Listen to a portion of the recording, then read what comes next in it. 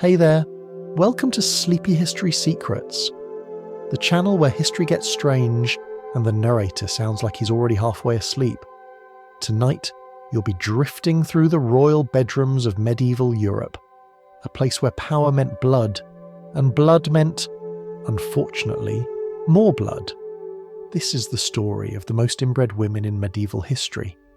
Those unlucky queens and princesses whose lives were designed like closed loops, stitched together by ambition, religion, and bad genetic math.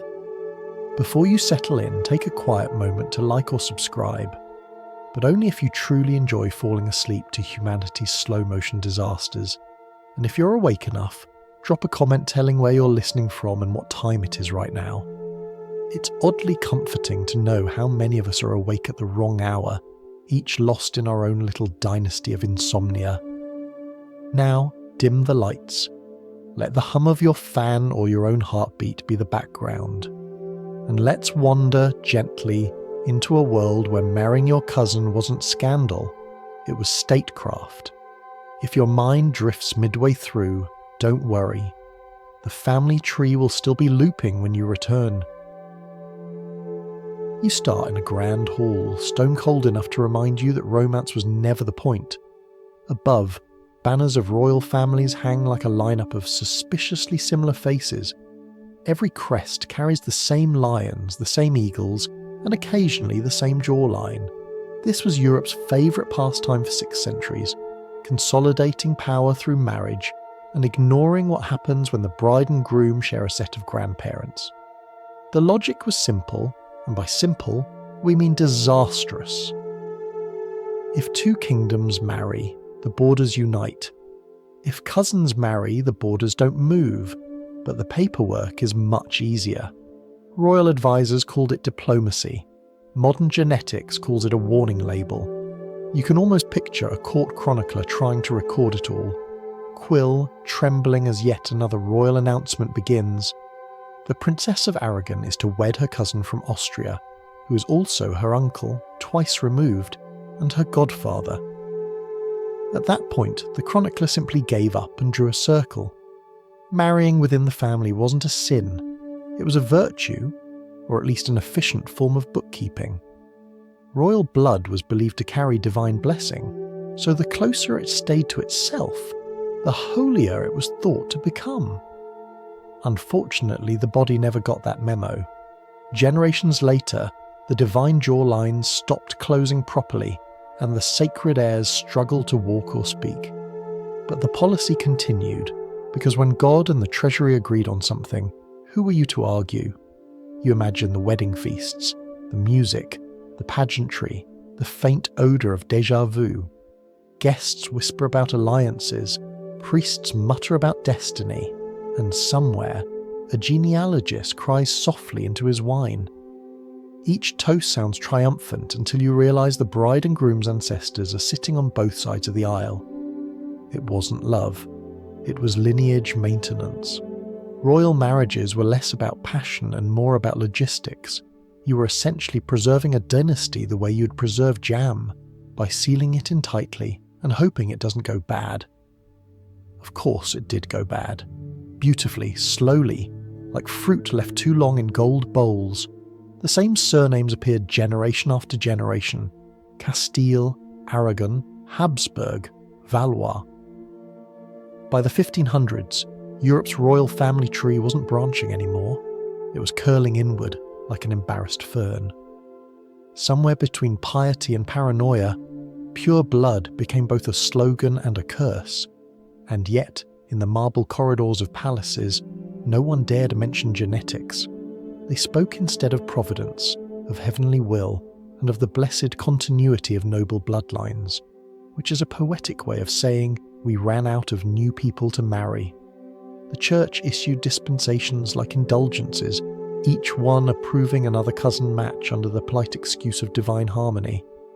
If anyone questioned it, they were reminded that God himself once created humanity from a single family, so technically, we were just returning to form. In these early centuries, women bore the cost quietly. Every princess raised from birth to marry a cousin was told she was preserving the soul of her nation. No one mentioned she might also be preserving its genetic errors.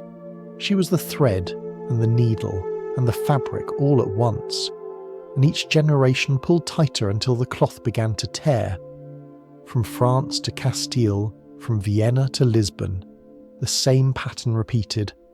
Bloodlines tightening like corsets, crowns passing from uncle to niece, daughters becoming diplomatic currency in a biological experiment, and the results inevitably began to show.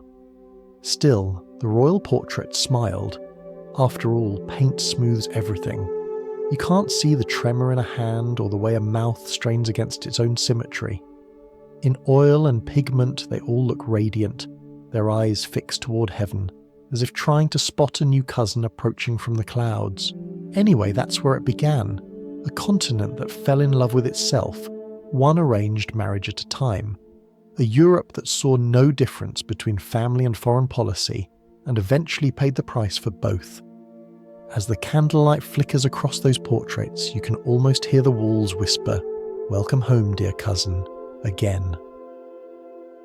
You often hear that love conquers all. In the Middle Ages, it conquered very little, especially treaties. If you were born royal, your heart was less a compass and more a border tool. Marriage wasn't a private matter, it was national infrastructure built on lace and gilt. Cousin marriages weren't accidents, they were policy. A convenient, God-approved way to keep power neatly folded inside the same handful of surnames. Every union tied one throne to another, or more often, back to itself. The result was diplomacy so tangled it could be mistaken for embroidery. Picture it. A medieval map glimmering with banners. France, Spain, Austria, Burgundy. Each kingdom insisting on divine right, each terrified of strangers touching their bloodline. And so they passed crowns the way you might pass a family casserole, in endless circles until nobody remembered who brought it first. The church, for its part, should have said something. Instead, it charged a fee. A papal dispensation allowed you to marry within forbidden degrees of kinship. In practice, that meant the Pope could legalise what biology had been side-eyeing for generations. It was effectively a celestial hall pass.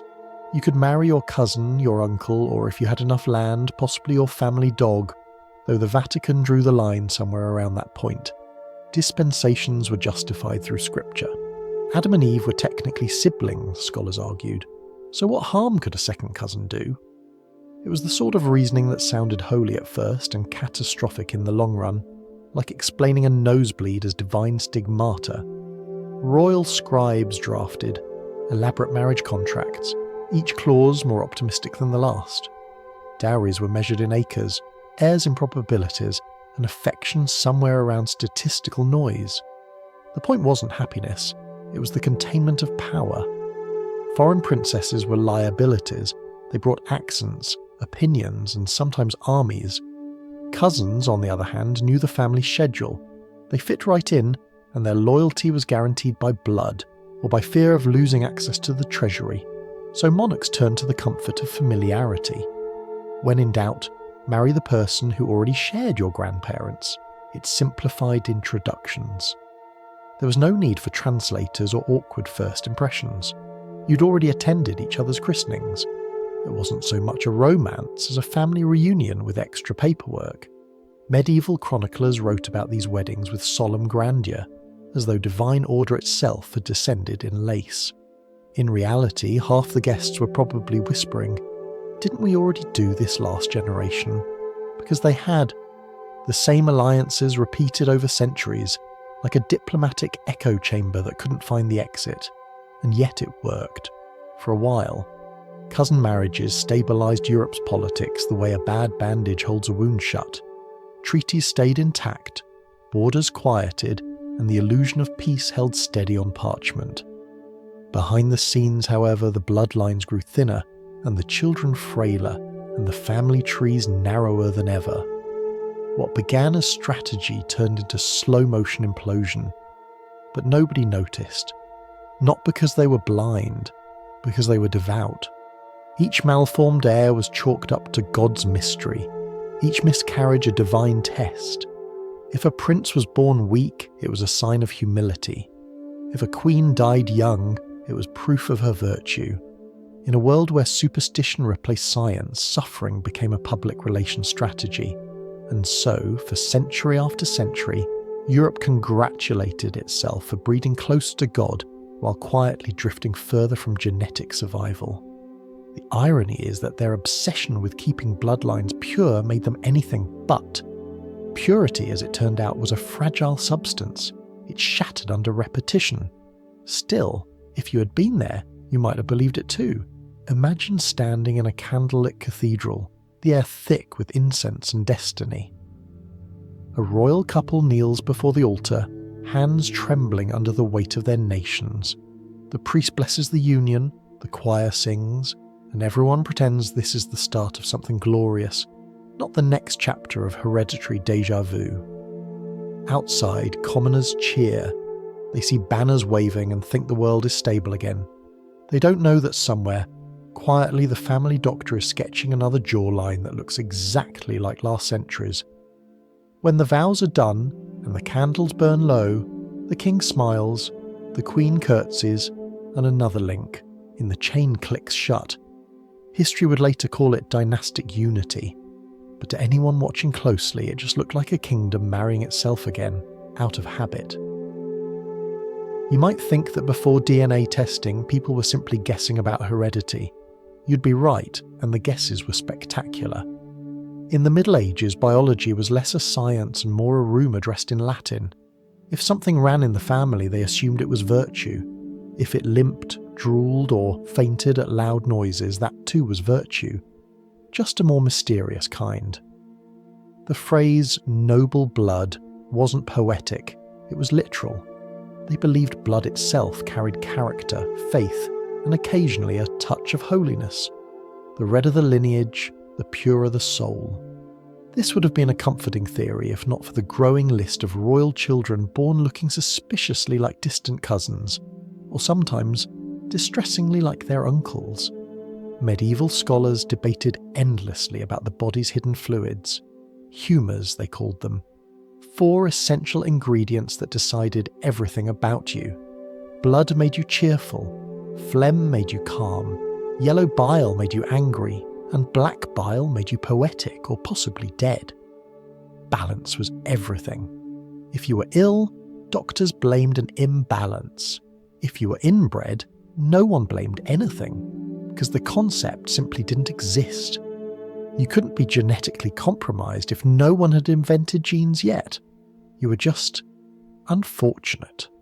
Or, as physicians like to put it, born under a complicated star. Aristocratic physicians loved writing long treatises about noble physiology. They compared royal temperaments to lions, eagles, or saints, depending on who was paying. A sickly child wasn't evidence of bad breeding. It was proof of divine mystery. When half the heirs of Europe started fainting at sunlight and dying before 25, the doctors solemnly declared, God works in subtle patterns, which was true, just not the patterns they thought. Meanwhile, midwives noticed what no scholar dared to say aloud. Royal babies didn't cry right. Some came too early, others too frail, many were stillborn. Their mothers carried pregnancies like acts of diplomacy, offering their own health as collateral for the peace of nations.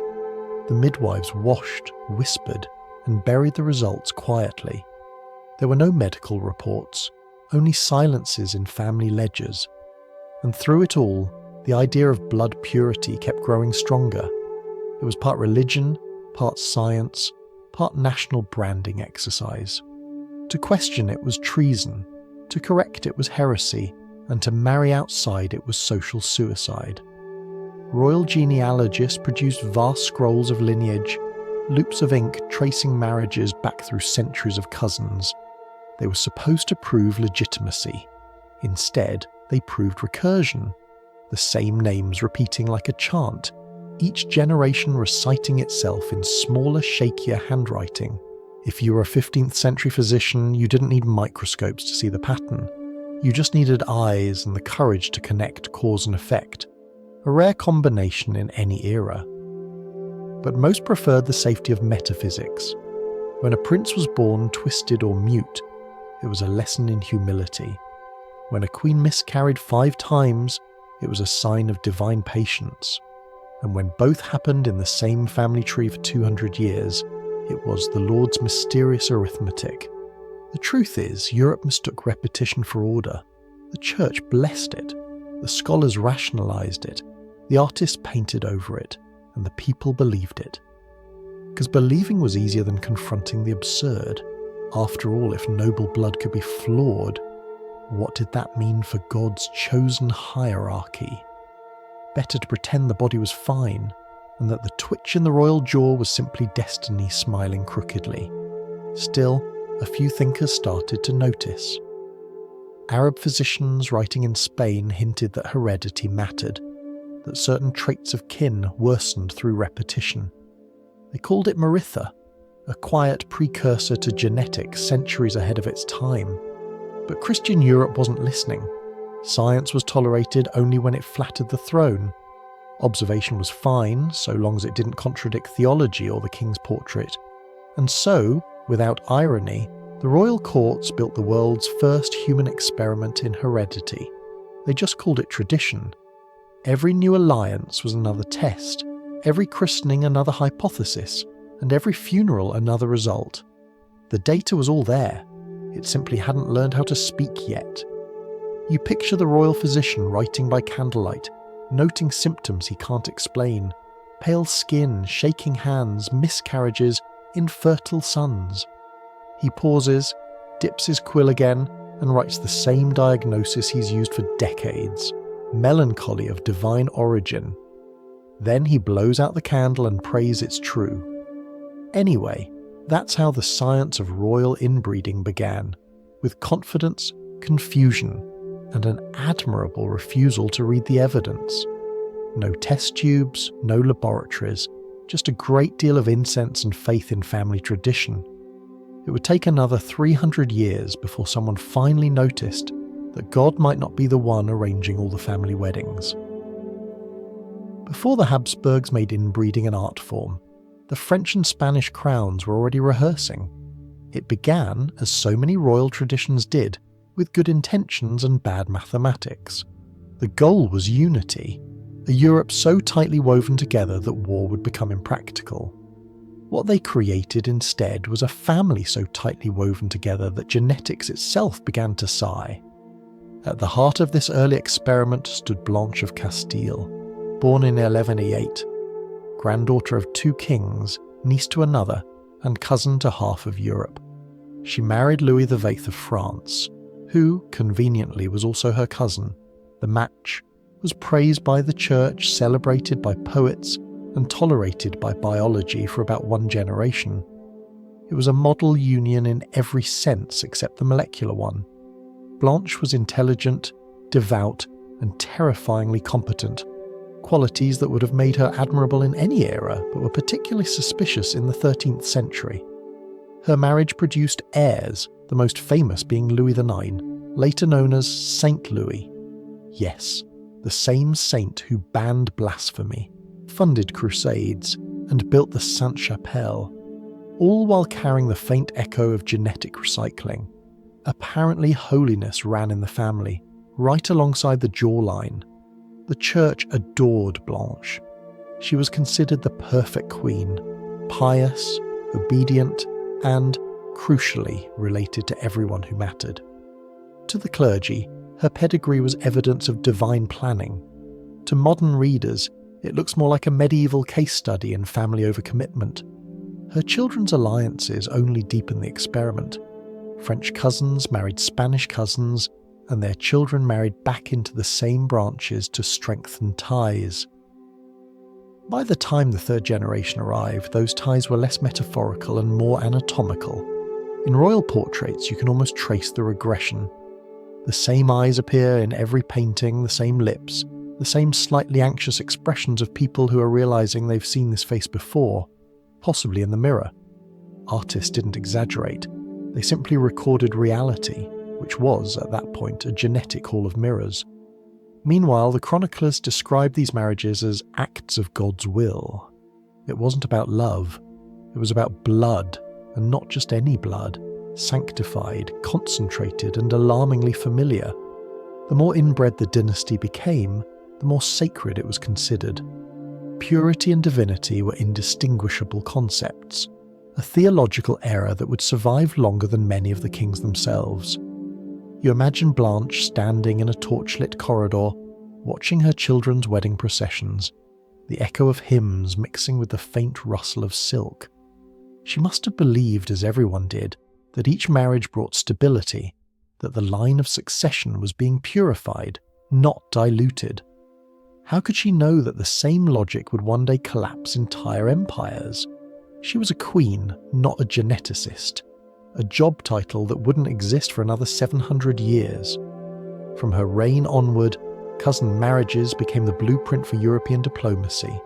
The Capetians of France married the Castilians of Spain, who married the Aragonese, who married the Burgundians, who eventually handed everything to the Habsburgs like a very expensive time bomb. Each wedding tightened the circle until every throne in Europe had the same grandparents arguing about inheritance. Still, history was kind to Blanche. Her son became a saint, her descendants ruled for centuries, and her family line provided the DNA for countless royal scandals yet to come. In medieval terms, that was success. The fact that everyone involved was technically related barely registered. Blood purity was like wealth. You only noticed the problems once you had too much of it. And if you're wondering what the commoners thought of all this, the answer is simple: nothing at all. Peasants didn't read genealogical charts. They read weather signs and tax decrees. As long as the king could ride a horse and the queen could produce an heir, nobody cared whose nose that heir resembled. The court painter might notice, the doctor might suspect. But everyone else was too busy surviving to question whether the royal family was quietly folding in on itself. The pattern continued. Cousins married cousins, crowns passed sideways through family branches like a game of musical chairs that never ended. Every new alliance was announced as a triumph of faith and diplomacy, and every new generation was born slightly more fragile than the last. The family tree still looked majestic on parchment, a network of gold lines and Latin names, but in truth, it had stopped growing. It was no longer a tree, it was a wreath. Anyway, that's how it all began, with Blanche of Castile and a Europe too confident in its own reflection. She wasn't the cause, just the precedent. The queen who proved that political perfection was hereditary, and so, unfortunately, was everything else. By now you've probably noticed that love stories in royal history tend to read like accounting errors with better outfits. Every vow of devotion was also a financial transaction. Every kiss, a merger. And for medieval women of noble birth, there was never a difference between affection and obligation. They were both spelled dynasty. From the moment you were born royal, your life had a title and an expiration date. Your childhood was a diplomatic prelude. Your adolescence a waiting period between betrothals, and your wedding day? That was less happily ever after and more phase 2 of the treaty. The romance wasn't between people, it was between territories. You were the paperwork. Imagine growing up in a castle where the tapestries showed your ancestors not as heroes, but as warnings. Your mother telling you stories about loyalty, faith, and how kissing your cousin might save the country. No one asked if you wanted to. You were reminded that queens were born to unite nations, not hearts. And so you learned to smile at men whose faces reminded you vaguely of your uncle. Some royal brides were as young as 12, sent to foreign courts where everyone spoke a different language, except the family resemblance, which needed no translation. They travelled with trunks full of silk and letters full of promises, both of which unravelled upon arrival. When the ambassador announced the marriage, he might say, "This union ensures the peace of 2 kingdoms." He never mentioned that it also ensured the continuation of a very tired gene pool. Love in this world was a dangerous distraction. A queen who fell genuinely in love risked being called unstable. It blurred the line between politics and passion was unpredictable, which meant it couldn't be taxed, managed, or inherited. Duty, however, could be scheduled, and so these women performed it with grace, standing at altars beside men who shared their eyes, their lineage, and occasionally their chin. There were moments of tenderness, of course. History isn't entirely heartless. Letters between royal couples sometimes reveal genuine affection, little flourishes of warmth amid the protocol. But even those words were inspected by secretaries, copied by scribes and archived in state vaults. Your I love you might be preserved in Latin, stamped with a wax seal, and read aloud by someone wearing a hat taller than your hopes. When the marriage produced children, they weren't your babies. They were dynastic investments. Each birth meant a treaty reaffirmed, each miscarriage a crisis of state.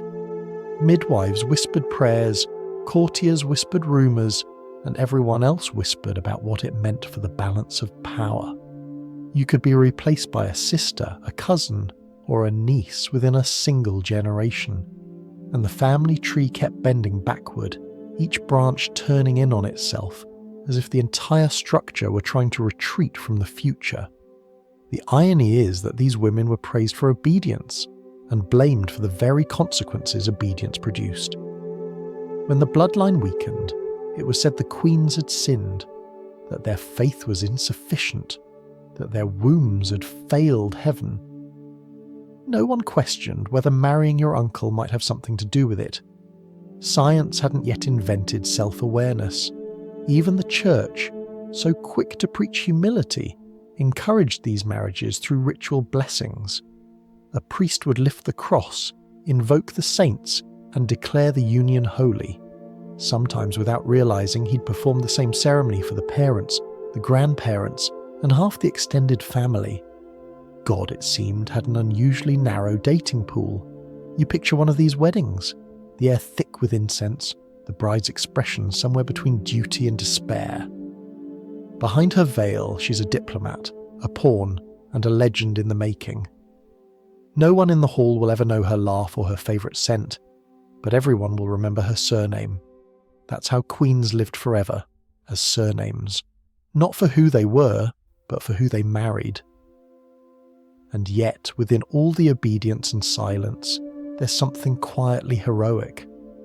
These women endured not just physical hardship, but the weight of entire nations pressing down on their ribs.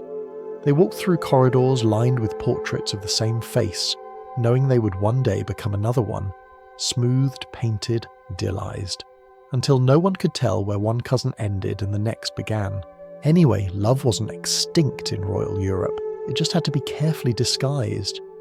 You couldn't marry for it, but you could sometimes find it in the pauses between duties, in the stolen hours before the next diplomatic pregnancy.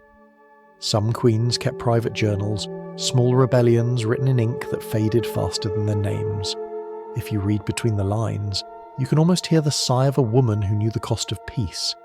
And so, the family tree continued to curl, gently, beautifully, disastrously, shaped by women who loved dutifully and served loyally, in a system that mistook both for silence. When people today look back at their portraits, the serene faces, the folded hands, the calm eyes, they call it grace. But maybe it's just exhaustion carved into eternity. If medieval inbreeding began as a polite habit, the Habsburgs turned it into a business model. They didn't just marry cousins, they married strategically, repeatedly, and sometimes simultaneously. Their motto said it all. Bella gerant alii, tu Felix, Austria nuba. Let others wage war, you, happy Austria, marry. And they did. To everyone, including on several occasions themselves. You can almost picture a Habsburg council meeting, generals arguing for armies, treasurers for taxes, and then a marriage advisor clearing his throat. Or, hear me out, another cousin. The room nods. The plan is approved. It's cheaper than war, and technically more sustainable, until you remember that soldiers can be replaced. The Habsburg strategy worked frighteningly well. While other dynasties collapsed under debt and rebellion, the Habsburgs expanded across Europe by simply signing contracts in Latin and mailing daughters across borders. At their height, they ruled from Spain to the Netherlands, from Austria to the Americas, a global empire held together by silk ribbons and shared DNA. It was the most successful hereditary experiment in world history, and also one of the slowest medical emergencies ever recorded. Their family tree looked less like a tree and more like a very determined vine, curling inward, wrapping around itself until it strangled its own trunk. From the outside, it was dazzling. Golden portraits, elaborate gowns, palaces echoing with music. Inside, the bloodline was quietly decaying under the weight of its own perfection. Generation after generation, the same names reappeared. Ferdinand, Philip, Charles. A royal copy-and-paste job that no one dared interrupt. The Habsburgs weren't blind to the repetition. They just interpreted it as divine consistency. When every newborn looked eerily familiar, priests called it the family resemblance. When the resemblance began to drool and seize, they called it God's mysterious will. You could get away with anything if you said it in Latin. Behind the marble facades, the machinery ran smoothly. Each marriage was a treaty disguised as a wedding. A daughter of Spain sent to Portugal, a niece to her uncle in Vienna, a widow remarried to another cousin to consolidate claims. The result was geopolitical brilliance powered by biological confusion. Europe's borders softened, the bloodlines did not. Somewhere in a Viennese library, an archivist tried to keep track of it all. He drew lines across parchment until they overlapped like spider webs. By the 15th entry, the diagram looped back on itself. He added an asterisk and wrote simply, "Same family again." It was less genealogy, more cartography of déjà vu. At court, this was celebrated as genius.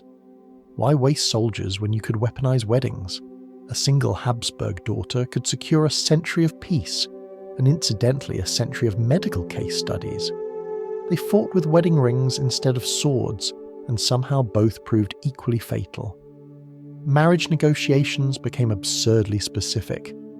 Royal ambassadors discussed dowries, inheritances, and the precise number of shared great-grandparents acceptable under canon law. The Pope routinely granted dispensations for 4th, 5th, and occasionally 2nd-degree relationships, a polite way of saying, "Fine, but maybe not your niece this time." The answer was always yes. After all, it wasn't just about love, it was about property, and the Habsburgs had plenty of both to circulate. By the 1500s, their empire stretched so far that the sun never set on it, which was helpful since half the family was photosensitive. The phrase "happy Austria" sounded increasingly ironic. Court physicians began noting strange patterns: weak chins, drooping eyelids, delayed speech, and an uncanny tendency for royal infants to resemble caricatures of their grandparents. Still, the machine kept running. A few fragile heirs were a small price for eternal rule. You can imagine the wedding halls, music swelling, candles flickering against tapestries of ancestral triumph. Everyone smiling with the serene confidence of people who haven't yet met recessive genes. The bride curtsies to her groom, who looks suspiciously like her cousin because he is. A priest blesses them in Latin, and an empire applauds the sound of its own slow collapse. And yet, it's hard not to admire the efficiency. While other dynasties were bleeding out on battlefields, the Habsburgs were multiplying in peace, or at least in quiet panic. Their wars were waged in bedrooms and nursery cradles. Every christening was another annexation, every lullaby an oath of allegiance. It's strange to think how long the formula held. Centuries of careful breeding, a living demonstration that political stability and genetic stability are rarely the same thing. When you study the portraits today, the symmetry is haunting. Eyes slightly misaligned, jaws elongated, smiles that never quite close. They look peaceful, but you can sense the effort behind it, as if holding a pose was the only thing keeping the dynasty upright. Anyway, that was the Habsburg miracle, a kingdom that conquered half the world without lifting a sword and lost its future one wedding at a time. A family so committed to peace that it declared war on its own chromosomes. You reach a quieter room now. The noise of empire fades, replaced by the gentle hum of a sick room. Linen curtains heavy with perfume and candle smoke. The air smells of roses, iron and fear. This is where the system begins to look less like policy and more like cruelty. Isabella of Habsburg was born in 1501, the sister of Emperor Charles V, a girl raised to believe that obedience was her inheritance. She was beautiful by the standards of her family, which meant she had a jawline you could balance a treaty on. Her education was impeccable. Languages, scripture, etiquette, diplomacy, everything except how to live for herself. At 16, she was married to Christian II of Denmark, a cousin by blood and a stranger by choice. Their union was supposed to unite Spain and Scandinavia under one pious banner. Instead, it united two nervous systems that probably shared more DNA than comfort. Isabella played her part perfectly. Her letters home were filled with quiet loyalty, the kind of devotion only possible when disobedience isn't an option. She described the cold northern air, the strange food, the isolation of a queen too polite to mention her own unhappiness. History calls her gentle. What it means is that she didn't fight back loudly enough to be recorded. Her body, like the dynasty itself, began to show the strain. Chronic fevers, fainting spells, and endless exhaustion followed her wherever she went. Court physicians prescribed holy water, crushed pearls, and prayers recited 3 times daily for balance of humours. They might as well have prayed to the family tree. Inbreeding doesn't respond well to rosaries. When she became pregnant, the court rejoiced. The alliance was working, they said. God was smiling, they said. No one mentioned that Isabella could barely stand. Childbirth in the 16th century was always dangerous. Childbirth with a cousin's bloodline was practically a miracle if you survived. Isabella didn't. She died at the age of 24, worn out by politics, religion, and the slow, unrecorded biology of too much sameness. Her death was reported with dignity. Chroniclers wrote of her graceful passing. Pain was a private matter, unbecoming of a queen. Her husband wept publicly for precisely the length of a sermon, then turned his attention back to rebellion and governance. Her body was shipped home to be buried under marble, a symbol of purity, sanctity, and of course, genetic collapse. You can almost see her tomb, white stone, carved angels, inscriptions in Latin that praise her chastity and faith. No mention of her anemia, her failing organs, or the quiet irony that holiness looked a lot like hereditary weakness. In portraits she appears serene, luminous even. Artists knew better than to paint fatigue. The face they created belonged to an idea, not a woman, an idea of grace, virtue, and useful obedience. History adored that version. At court, her death was treated as an act of divine timing. She was too good for this world, priests said, which was technically true. Her family mourned for a respectable period before marrying off another cousin to fill the vacancy. The political machine didn't pause, it simply adjusted its gears. In the family ledger, her name was followed by a single phrase, issue, 2 daughters, both deceased. And that was the summary of her existence, a footnote written in the same ink as an empire's expansion. What makes Isabella so haunting is how typical she was. Not a rebel, not a martyr, just another woman shaped by forces she never chose. Her story isn't dramatic because it didn't need to be. It's the sound of a system working exactly as intended, quietly, efficiently, fatally.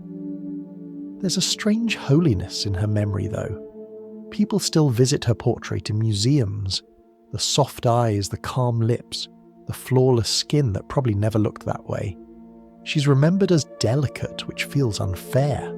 Delicacy implies fragility by nature, but hers was constructed. designed into her from birth like embroidery on a flag. The room around her still smells faintly of candles and crushed herbs. You can imagine the sound of whispered prayers as her breath slowed, the shuffle of servants, the steady count of rosary beads.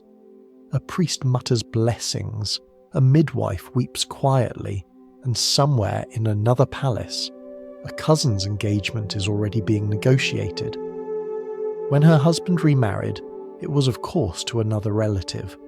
The alliance remained intact, the treaties unbroken, and the myth of divine purity stronger than ever. No one blamed the policy. No one ever did. The family simply folded another name into the marble silence. And so, Isabella became what every inbred dynasty eventually produces, a saint by default, holy through suffering, immortal through failure. Her life was brief, her death elegant, and her genetics, in their own way, faithful. Faithful to the system that built her, and faithful to the ruin it promised. By the time Eleanor of Austria entered history, the Habsburg formula had already become muscle memory. She was born in 1498, one of 6 siblings destined for strategic heartbreak. Her father, Philip the Handsome, was named for his looks, not his foresight. Her mother, Joanna of Castile, was called the Mad, though by the standards of her family that just meant observant. Eleanor grew up in a world where affection was a rumour. The only constant was the sound of messengers arriving with new marriage negotiations. To be a daughter of the Habsburgs was to live surrounded by portraits of cousins who were also potential fiancés. Each face bore the same eyes, the same mouth, the same faintly concerned expression, the universal look of someone who's just realised their spouse might also be their genetic twin. Her first marriage was to Manuel I of Portugal, her cousin. He was 52, she was 16. It was less a wedding than an acquisition. Portugal gained an alliance, Spain gained influence, and Eleanor gained a husband who had already buried 2 of her relatives. Manuel's previous wives were both her aunts, a detail the chroniclers noted cheerfully, as though collecting the full set. It was the Renaissance, after all. People admired symmetry. Manuel died a few years later, leaving Eleanor a widow at 20. For a brief moment she tasted an impossible thing for a royal woman: freedom. She lived quietly in court, raised her son, and wrote letters that historians later described as graceful and pious, which is academic shorthand for sad but polite. But the Habsburgs didn't do retirement. Eleanor was, once again, valuable property. In 1530 she married Francis I of France, the same Francis who had once been a prisoner of her brother, Emperor Charles V.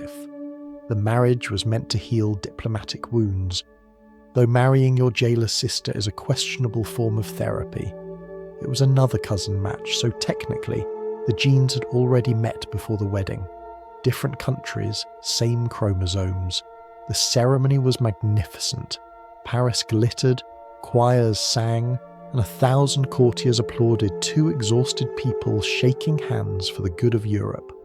Francis was a brilliant monarch, patron of the arts, and according to his letters, a serial adulterer. Eleanor, in contrast, was quiet, formal, and gradually learned that invisibility was safer than affection. History remembers her as dignified. It's the same adjective given to women who endured gracefully while men collected mistresses. Still, she did her duty. She represented peace between France and Spain, a fragile peace that lasted as long as the applause did.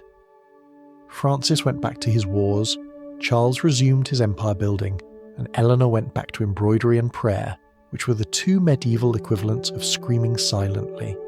Somewhere in the royal palace, a court physician began to notice the pattern.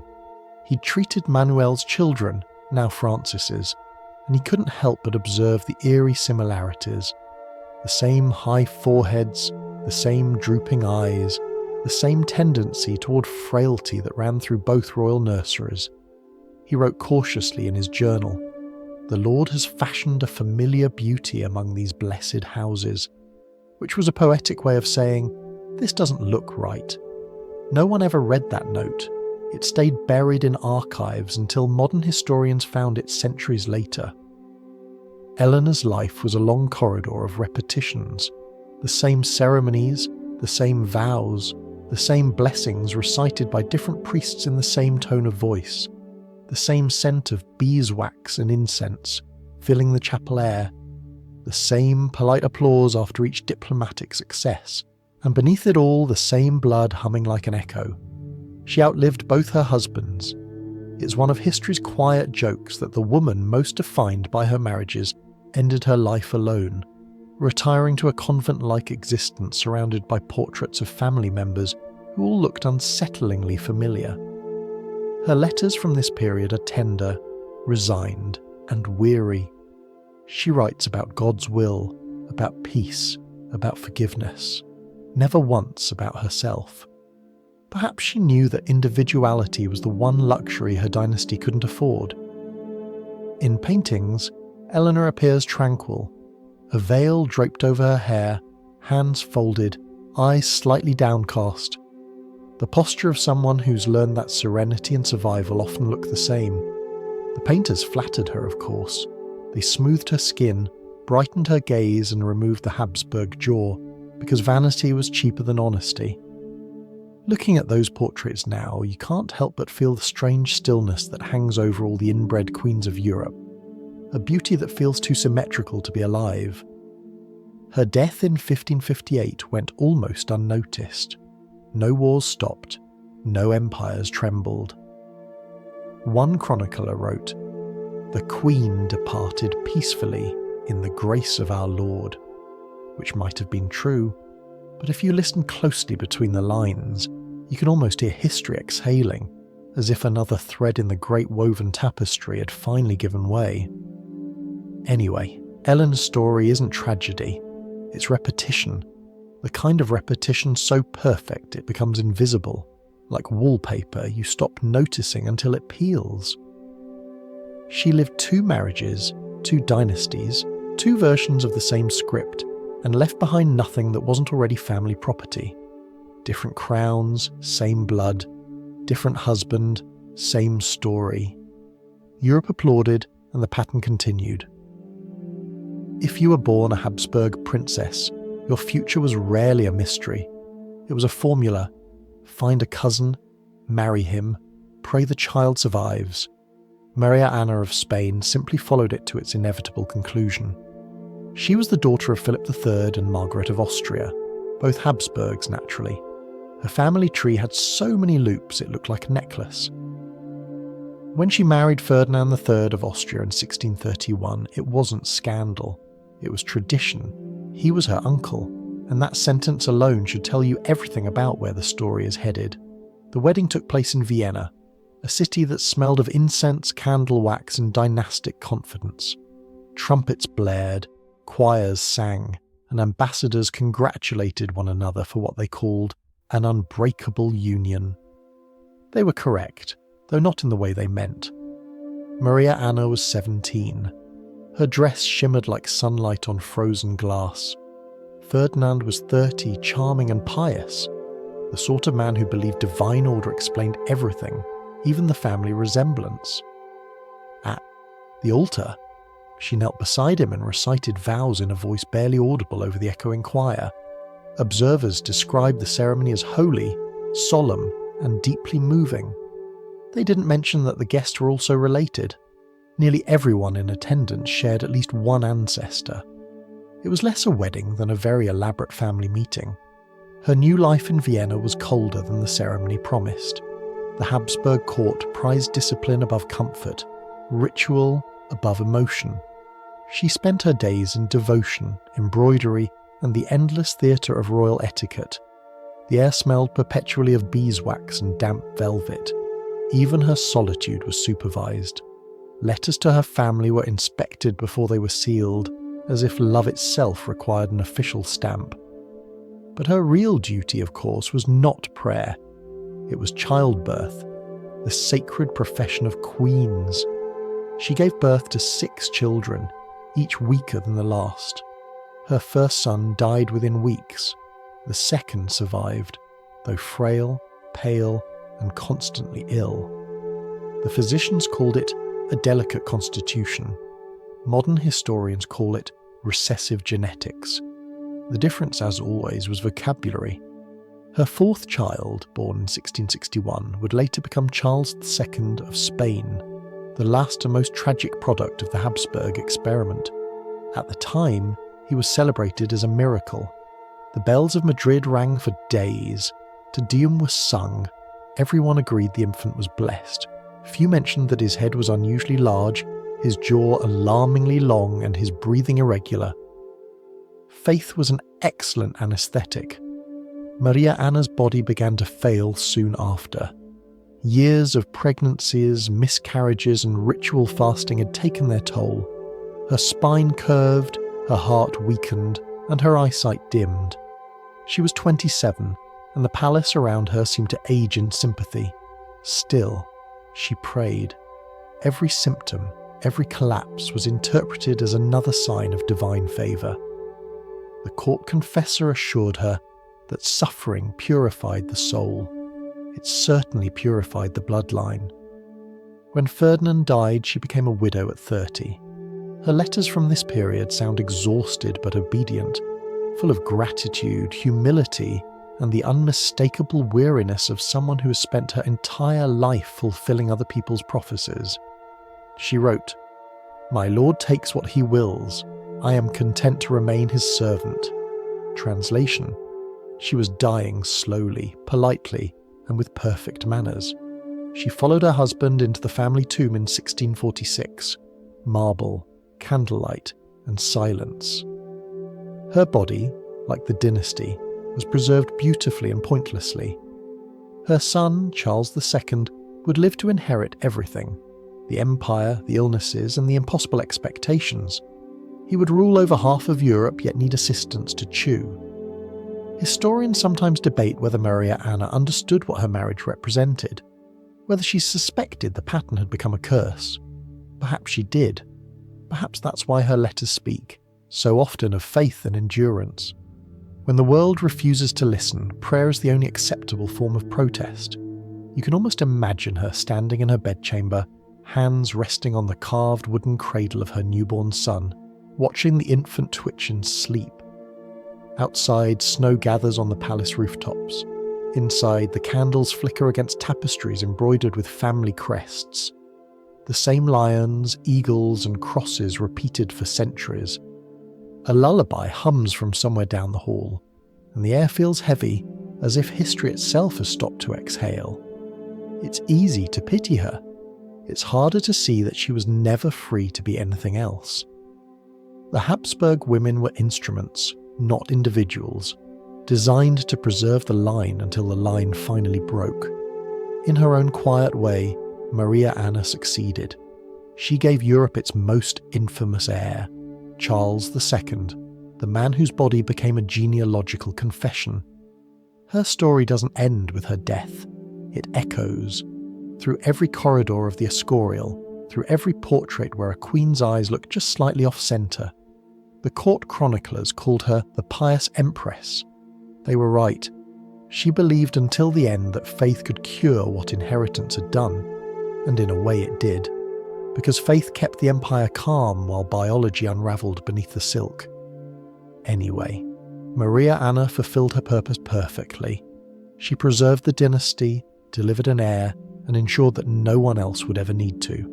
Her son ruled an empire, but couldn't rule his own jaw. Every experiment ends with data. For the Habsburgs, the data had a name: Charles II of Spain.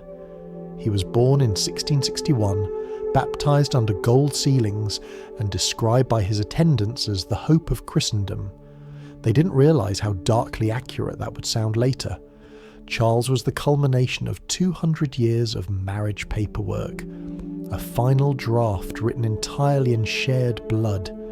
His inbreeding coefficient, the mathematical measure of genetic overlap, was higher than that of a child born to siblings. It was an achievement of bureaucracy disguised as biology. The Habsburg family tree had officially become a circle. At first, everything looked promising. The bells of Madrid rang for days. Priests thanked heaven, courtiers bowed low. The chroniclers began their usual flattery. The infant king radiates divine light. They didn't mention that he could barely hold his head up. He was 6 before he learned to walk, 10 before he could form a sentence, and forever dependent on others to chew his food. He drooled constantly, a side effect of the famous Habsburg jaw, a mandible so extended it looked like the family's collective guilt made flesh. Still, the empire insisted everything was fine. It had to be. The priests said so, the portraits confirmed it, and the courtiers repeated it until they almost believed it. Every symptom became symbolism. His weakness was humility. His seizures were divine ecstasy. His infertility, a test of faith. The more he failed, the more saintly he became. And somehow, that made him even more beloved. People kissed his relics while he was still alive. He was considered the living proof that God favoured the Habsburgs, because only divine power could sustain a man so medically impossible. Visitors described him as pale, soft-spoken, and unsettlingly kind. He was courteous to everyone, and often asked after the health of people who were already dead. He ruled an empire larger than any before it, and could not climb a flight of stairs without help. In his court portraits, you see the effort of pretense. His clothes shimmer, his hands rest on a sceptre, his gaze drifts slightly past the viewer, as if even the painter was too polite to make eye contact. Every brushstroke hums with denial. Behind the splendour, there's the unmistakable sense that something isn't being said aloud. A ghost painted as a king. Charles tried to rule. He signed decrees, listened to advisors, and occasionally attempted reforms that confused everyone, including himself. When wars broke out, he prayed. When famines struck, he fasted. When his body began to collapse, he asked for more relics and fewer doctors. By his 30s, he was a living reliquary, a museum of ancestral decisions. Every tremor, every illness, every infertility rumour wasn't just his burden. It was the empire's mirror. His doctors performed daily experiments that were part medical practice, part archaeology. They bled him, bathed him, fed him gold dust and ground pearls. They blamed demons, cold air, and occasionally the moon. One report described him as a man whose body refuses to be human, which, to be fair, was accurate. He was less a man than a cautionary monument, the final, quiet conclusion of royal arithmetic gone too far. When he died in 1700, at 38, his autopsy read like the world's politest horror story. His body was found without a single sound organ. His lungs were filled with water, his intestines rotted, his skull enormous, and his heart the size of a walnut. The priests who attended him wept, calling it a miracle that he had lived so long. Science, centuries later, would agree. His death ended the Spanish branch of the Habsburg dynasty. The empire that once ruled oceans simply folded into itself, too fragile to continue, too proud to stop. The courtiers called it God's will. Historians call it math. In the years that followed, his portraits were quietly retouched. Painters softened the jaw, brightened the eyes, and added a faint glow that suggested sainthood instead of suffering. They couldn't bear to paint what everyone knew, that Europe's mightiest empire had been undone not by war or rebellion, but by excessive enthusiasm for family reunions. Even now, when you stand before his portrait in Madrid, it feels like looking into a mirror that reflects fatigue. The velvet, folds gleam, the crown catches light, but it's the stillness that holds you, the sense of someone barely there, lingering in the gap between reverence and apology. He looks peaceful, and you realise that for the first time in 2 centuries, the Habsburgs finally stopped marrying their cousins. It just took extinction to make it fashionable. Anyway, that was Charles II, the ghost at every wedding, the echo of every vow, the quiet ending that history tried to call divine. the family line ended not with war, but with a sigh. History remembers her as Henry VIII's first wife, the patient one, the pious one, the one who waited while England changed religion around her. But before she was a Tudor queen, Catherine of Aragon was already a lesson in royal recycling. Born in 1485 to Ferdinand and Isabella of Spain, the power couple of Christendom, Catherine was the embodiment of political perfection. She was fluent in Latin, theology, and disappointment. At 16, she was sent to England to marry Prince Arthur, heir to the throne. The match united Spain and England under the Catholic flag, a marital peace treaty sealed in both ink and incense. Their wedding took place in St. Paul's Cathedral, a spectacle of gold, crimson, and vows that sounded suspiciously like trade agreements. Witnesses said the couple looked radiant. They were also cousins, distant enough to be legal, close enough to make family gatherings awkward. The union lasted barely 6 months. Arthur died, likely of the sweating sickness, though the rumour mill whispered about divine disapproval. Catherine, widowed at 17, found herself stranded in a foreign country that suddenly had no use for her. She lived quietly in financial limbo, a princess without a husband, a queen without a crown, a teenager waiting for paperwork from Rome to decide what her life would mean next. Then came the second act. Henry, Arthur's younger brother, took the throne, and after several years of papal hesitation, took Catherine as his wife. The church debated for years whether marrying your brother's widow counted as incest. Apparently it depended on whether the first marriage had been consummated. This became Europe's most theological question about sex, since how many angels can dance on a pinhead? Pope Julius II eventually granted a dispensation, the medieval equivalent of saying, let's pretend that didn't happen. And so Catherine married again, to another Tudor, another cousin, another chapter in dynastic déjà vu. Technically, she kept it in the family twice. Their early years were happy by royal standards, which meant there were few executions and enough children to bury. She gave birth to 6, though only one survived. Mary Tudor, later Mary Thal. The rest were mourned with solemn dignity and public silence. In a world that measured a woman's worth by her fertility, Catherine's womb became a national concern. Every miscarriage was a diplomatic crisis. Every funeral a theological inconvenience. Henry adored her for a while.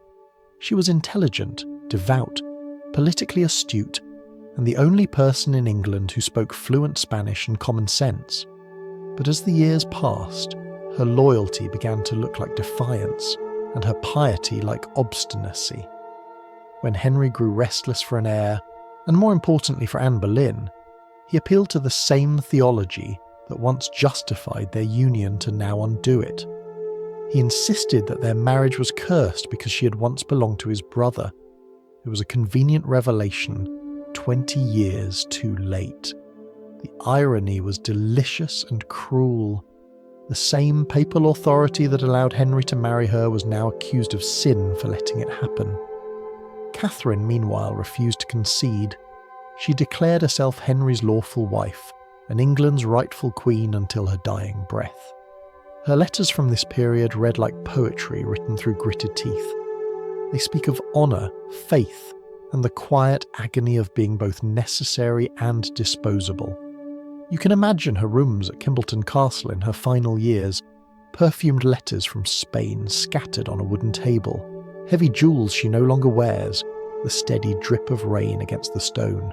She prays, writes, and waits. Her heart disease worsens, her sight fades, and still she signs her letters Catherine the Queen, because technically she was. When she died in 1536, England barely paused. Henry was already married again, the court already wearing brighter colours, and Europe already whispering that Catherine's ghost would haunt every Tudor coronation thereafter. She was buried quietly in Peterborough Cathedral, under the title Princess Dowager of Wales. Her own daughter wasn't allowed to attend, but in death she won the long game. The reformation that Henry sparked to escape her shadow would fracture his kingdom for generations. England's break from Rome began with a marriage license. Empires rise and fall for reasons historians debate endlessly, but sometimes it's just because one woman refused to sign an annulment. Catherine's life reads like scripture rewritten as irony. A woman too obedient to rebel, too devout to compromise, and too consistent to survive the politics of men. She believed in divine order, even when it destroyed her. And the tragedy is that she was right. In her world, everything sacred eventually turned into paperwork. In portraits, she appears regal and grave, wrapped in black velvet, eyes soft but unyielding. You can almost smell the candle wax and the faint perfume of endurance. The artist captured not a victim, but a principle, one that would outlive Henry, Anne, and the church that failed them both. Anyway, that was Catherine of Aragon, the woman who married two brothers and outlasted them both, who turned loyalty into rebellion by standing perfectly still. History remembers her as patient, but maybe patience was just the only weapon she was allowed to hold. If Catherine of Aragon's story was about duty, her daughter's successor, Elizabeth III, was about defiance disguised as grace. Where her mother endured the system, Elizabeth politely ignored it. She understood something her ancestors never did. Sometimes the only way to preserve a dynasty is to end it. By the time Elizabeth inherited the throne in 1558, Europe was a genealogical web of exhausted surnames. The Tudors were running out of cousins, Spain had collapsed into superstition, and the Habsburgs were still trying to marry each other back to health. England, mercifully, had one last chance to do something radical, and Elizabeth did it by doing nothing at all.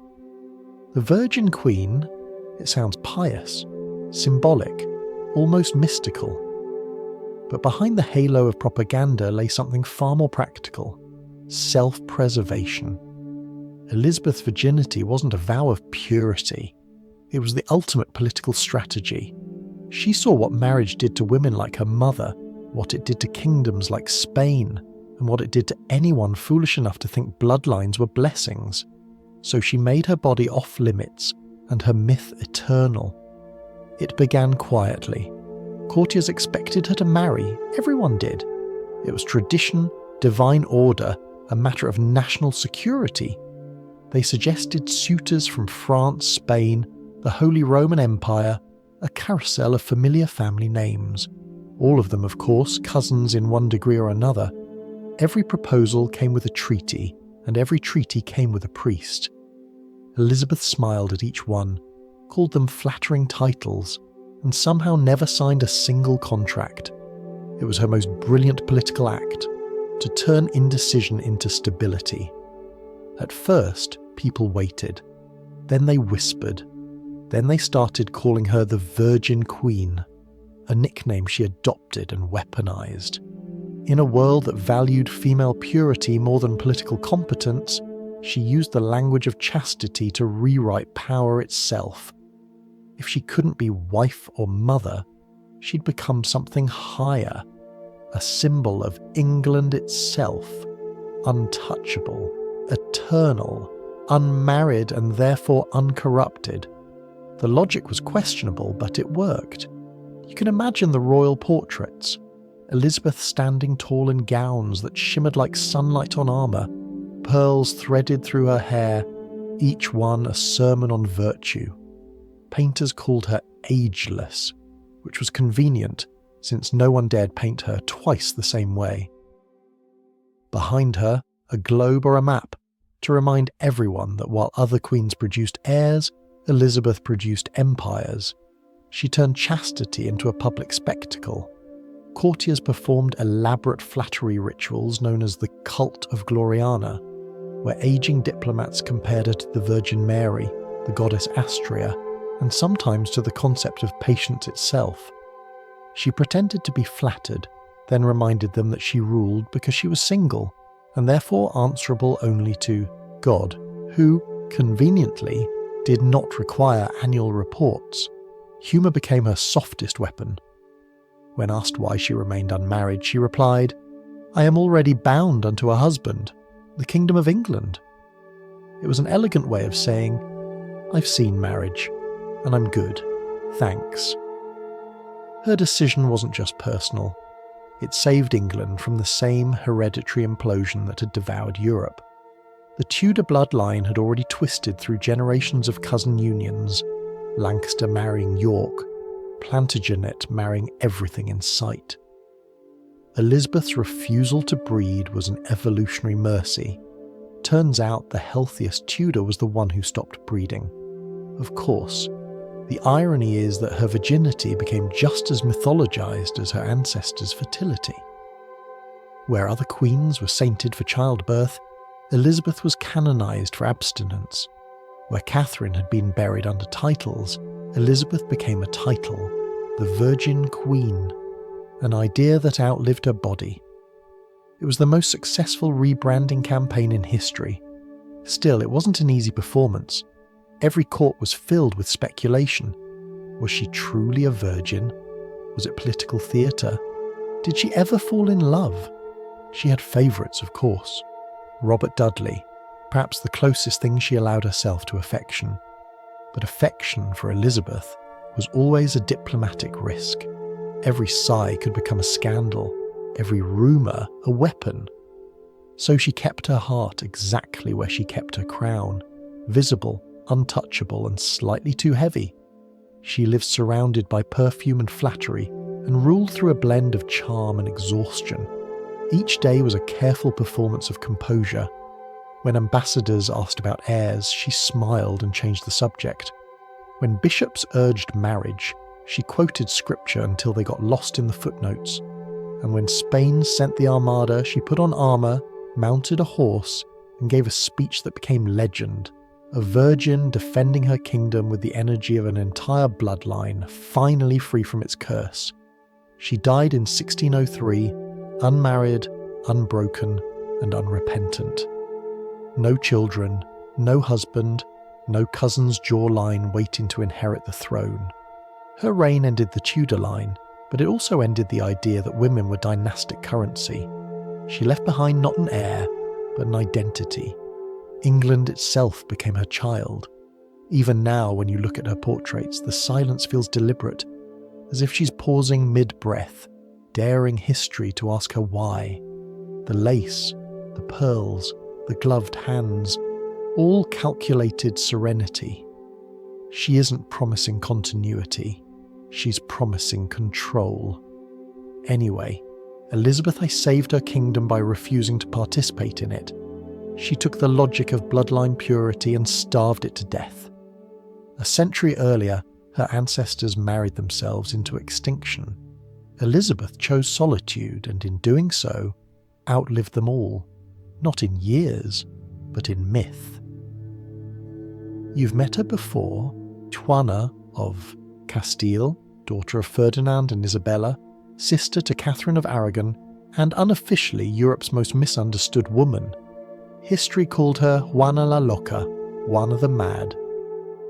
But when you look closely, her madness seems remarkably well-reasoned. She wasn't insane. She was just the only one who realised what was happening.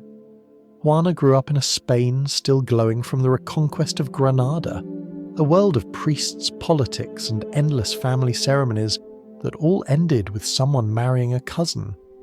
Her parents were celebrated for uniting Spain through both faith and genetics, and Juana, like all royal daughters, was expected to maintain the balance by being useful.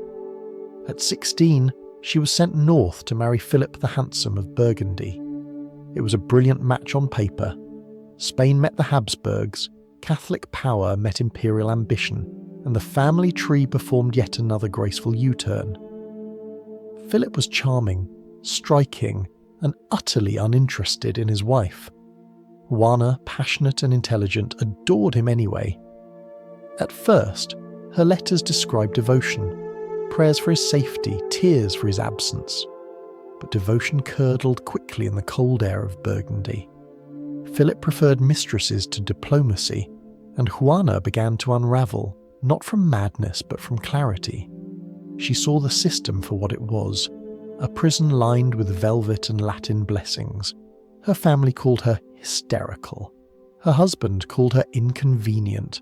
Her courtiers called her dangerous. And so the narrative was set. When a man in power rages, he's passionate. When a woman in captivity objects, she's insane. After Philip's death, the story turned legend. Juana refused to part from his body. Chroniclers claimed she carried his coffin from town to town, opening it to ensure he hadn't escaped her. It made for excellent gossip and even better propaganda. Spain called it proof of divine punishment for female excess. In truth, she was being moved under guard.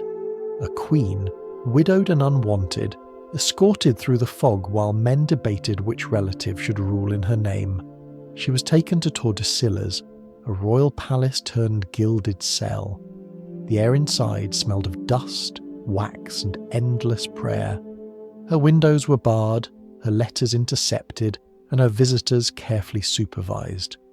Over the next 40 years, she saw every season through iron lattices.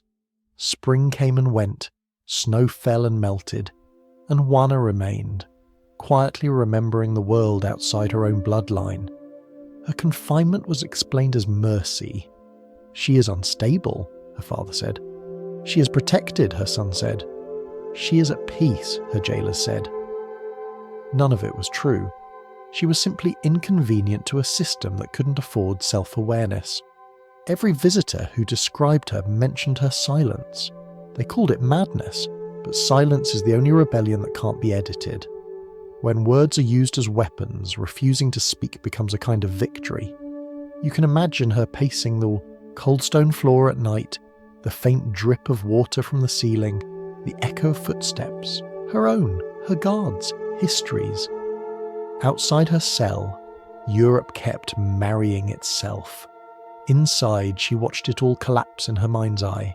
The daughters traded for treaties, the sons dying young, the bloodline thinning until it looked like glass. Maybe she wasn't mad at all. Maybe she was simply awake. Her portraits don't help much. They show her pale, devout, her gaze fixed somewhere just beyond the painter's shoulder. A candle burns beside her, its light casting soft shadows on the wall, the same kind of light that makes saints and prisoners look identical. Historians debate whether she prayed or stared, whether she spoke or hummed to herself. The truth is quieter than either. She existed, and in that existence she condemned the entire idea of divine lineage without saying a word. When she died in 1555, the world barely noticed. Spain had moved on to new wars, new marriages, new pious mistakes. Her son, Charles V, the emperor who ruled half the known world, was already preparing to retire to a monastery, tired of the empire he'd inherited from her. Perhaps he inherited her silence too.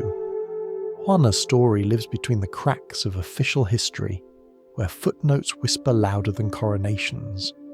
She was the hinge between the medieval and the modern, a woman trapped between belief and biology, faith and reason, duty and dread.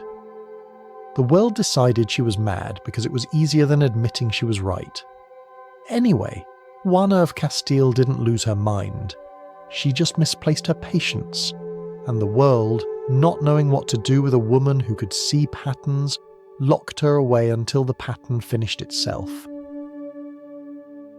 You open a door in the great palace of history and find a smaller room, quieter, colder, lit by one candle and the nervous scratching of a quill. This is where the story starts keeping records, where symptoms, once called mysteries, begin to sound like data. The royal physician doesn't speak much. He doesn't need to. He observes, measures, records, and then politely edits his conclusions to keep his employment. His ledger is filled with the same names, the same ailments, the same notes written in the same hand for generations. It reads less like medicine and more like a genealogy of decline. He begins, as always, with the ladies of the court. The queen suffers fainting spells, dizziness, a delicate appetite. Her complexion is pale, her pulse weak, and her faith apparently strong enough to survive both. Diagnosis: divine melancholy. Treatment: confession, crushed pearls, and perhaps a pilgrimage. Next page. Another royal bride, weeping in her chambers after another stillbirth. The midwives say the child came too early. The priest says the child came too perfect for this world. The physician writes, recurring weakness of the womb, likely hereditary, then crosses it out and replaces it with the Lord's mysterious will. He flips to the pages marked princes. There are more of these than anyone admits. Infants described as frail, trembling, prone to fever, children unable to speak, walk, or live past 5. The margins are full of hopeful Latin, gratia Dei, Deo volente, Dominus shit. God knows, God willing, God is gracious. Words that sound like comfort until you realise they're standing in for cause and effect. Occasionally, he notices patterns: thin hair, long faces, protruding jaws, hands that tremble when lifted to the lips. He calls it the mark of nobility. His students whisper the same phrase years later, without irony, as if the body itself were signing royal decrees. Sometimes the entries read almost poetic. The young prince, pale and gentle, dreams often and eats little. Other times they sound like eulogies. The queen endures her 6th confinement. The prayers continue. The pattern is too obvious to miss, but too sacred to name. To say the word inheritance in a court where blood is holy is to accuse the altar itself of corruption. So he writes in code. He hides the truth inside metaphors: delicacy of the blood, overabundance of spirit, too much likeness between the parents. Each phrase is a scientific confession disguised as theology. You can almost see him pause before the candlelight, the ink drying at the nib of his pen, wondering how much truth the world is ready for. He has seen the autopsies: lungs like parchment, hearts like raisins, organs that seem to forget their own instructions. He has touched the jawbones of dead kings and found the same angle, the same fragile hinge, the same ghostly inheritance. He closes the book, sighs, and prays. Because even he can't separate his faith from his findings. He believes in God, but he's starting to suspect that divine order looks suspiciously like repetition. Outside, the palace goes on as always. Marriages arranged, heirs christened, bells ringing for victories that are really anniversaries of the same mistake. The doctor hears them through the window, the music, the laughter, the endless optimism. He dips his quill again and writes one more line. The health of the dynasty remains fragile. Recommend discretion. It's the gentlest possible way to say, we are running out of chromosomes. Later, his notes are copied by younger physicians, passed along, debated, quietly ignored. A few are burned by confessors who find them blasphemous. Others survive, buried in archives where science will rediscover them centuries later. Their handwriting shaky, their margins stained with wax. They read like early drafts of enlightenment, reason written in apology. If you listen closely, you can almost hear the sigh between his lines, the sound of a man realizing that faith can't cure what inheritance creates. He doesn't say it, of course. He simply closes the ledger, snuffs the candle, and prays one more time, not for the souls of kings, but for the logic of the body to one day be less offensive to God. The Church never claimed to understand genetics. It didn't have to. It understood something far more useful: authority. And for centuries that was enough. When kings married cousins, the Church didn't stop them. It simply issued paperwork. Love might be unpredictable, but dispensation was reliable revenue. If sin could be forgiven with a fee, then biology could certainly be overlooked for a donation. So while royal families rearranged their chromosomes like family furniture, Rome kept the lights on, paid for by guilt and dowries.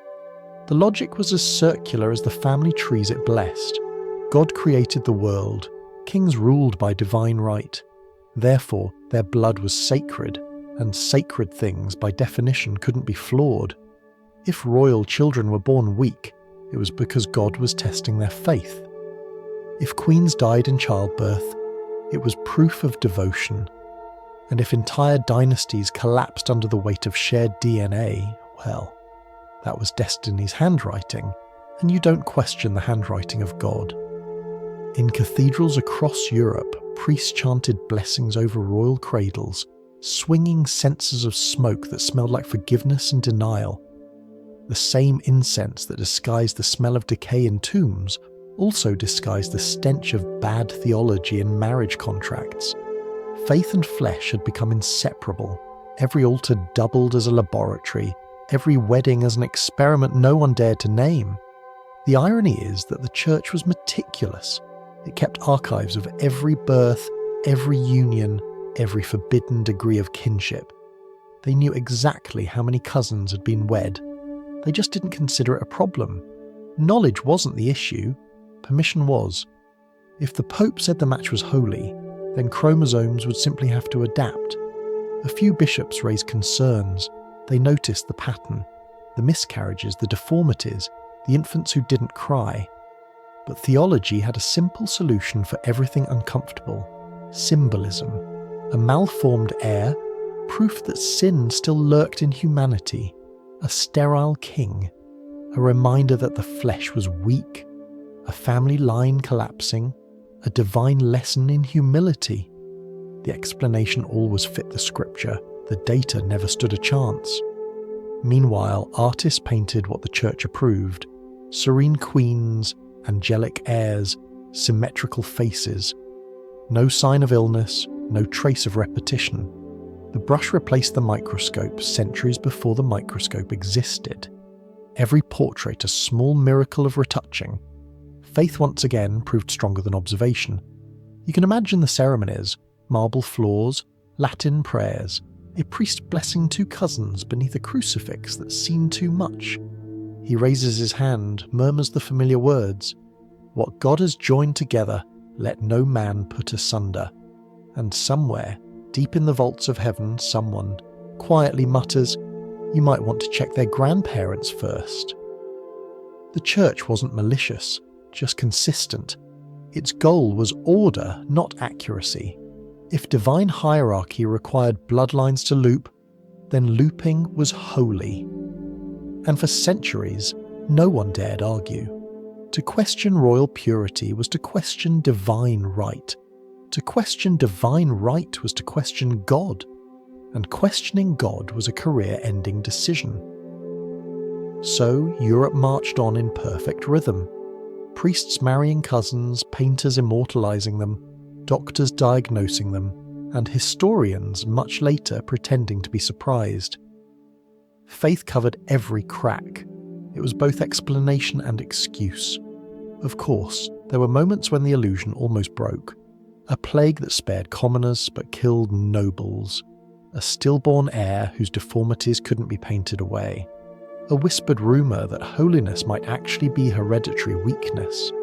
Each time, the church doubled down. It issued new blessings, new doctrines, new reassurances. The divine plan was never wrong, only misunderstood. Eventually, when the science arrived, slowly, shyly, centuries later, it didn't shout, it whispered. It simply said, "This is what happens when you mistake perfection for purity." And the echo that followed sounded suspiciously like confession.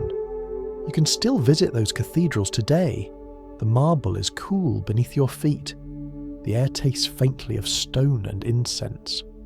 Light filters through stained glass onto carved tombs of kings and queens who married themselves into history and then into legend.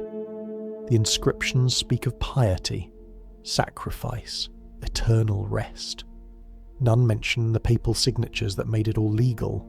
Anyway, that's how faith and flesh became synonyms for centuries, each pretending to sanctify the other.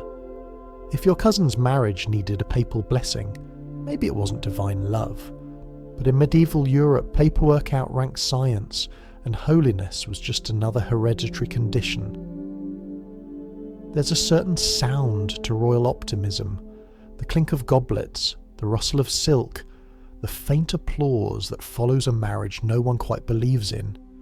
You can hear it echoing through Prague in 1521, the night Anne of Bohemia and Hungary married Ferdinand of Austria. It was a grand affair. Gold embroidery, velvet banners, and enough genealogy to fill a confession booth. The match was a triumph of diplomacy. The Habsburgs gained another branch. Bohemia and Hungary gained stability.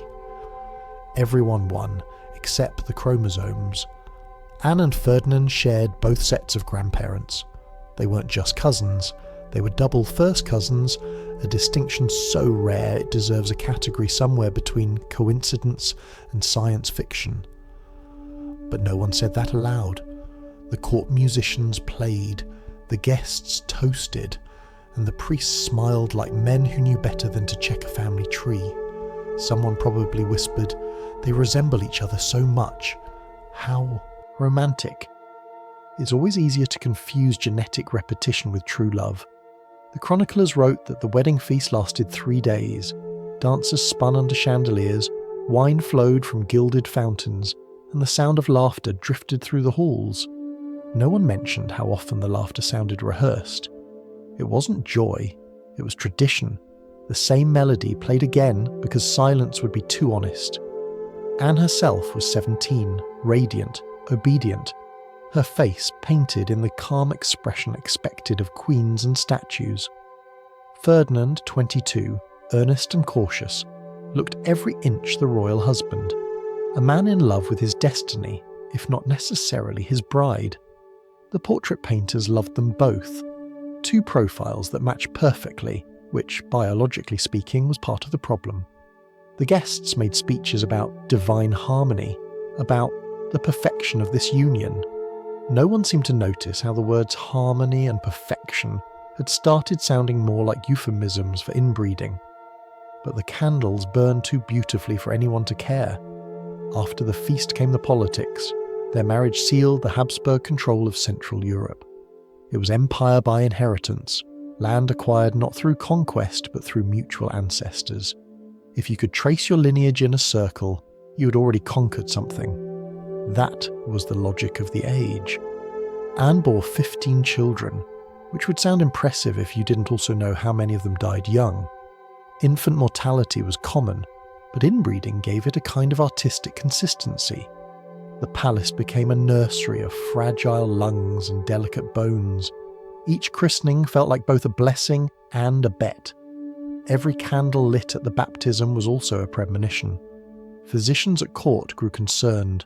The children were pale, weak, often plagued by fevers and mysterious convulsions.